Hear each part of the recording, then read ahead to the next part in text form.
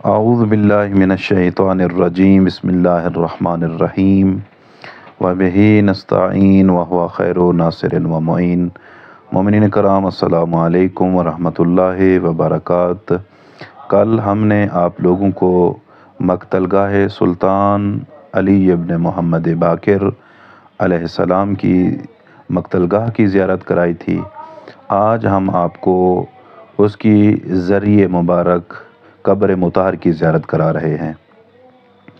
قبر مطہر اور مقتل گاہ تقریباً 4 کلومیٹر کا آپس میں فاصلہ ہے۔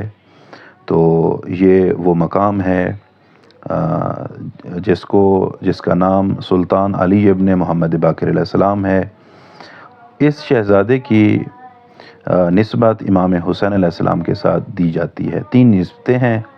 پہلی نسبت یہ ہے کہ جس طرح امام حسین علیہ السلام کو لب تشنہ پیاسا شہید کیا گیا تو اس شہزادے کو بھی پیاسا شہید کیا گیا۔ اس کی دوسری نسبت یہ ہے کہ جس طرح امام حسین علیہ السلام کا سر تن سے جدا کیا گیا تھا تو اس شہزادے کا تن سے سر جدا کیا گیا۔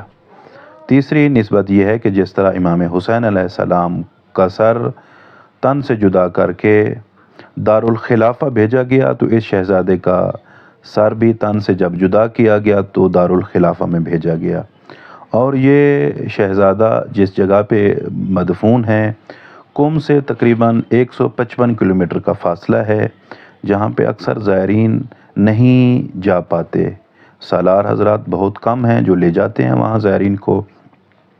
تو اس مقام کو، اس جگہ کو کربلا دوم یعنی دوسری کربلا کا نام دیا گیا ہے۔ دیکھیں زائرین جو پاکستان سے آئے ہوئے ہیں وہ بھی زیارت فرما رہے ہیں اور دعا کرتے ہیں کہ خالق کائنات ہم تمام صاحبان کو ایسے ایسے مقامات کی زیارت کرنے کی توفیق عطا فرمائے، اور دعا کرتے ہیں کہ رب کائنات ان شہزادوں کے صدقے میں اللہ ہمارے گناہوں کو معاف فرمائے۔ والسلام علیکم ورحمۃ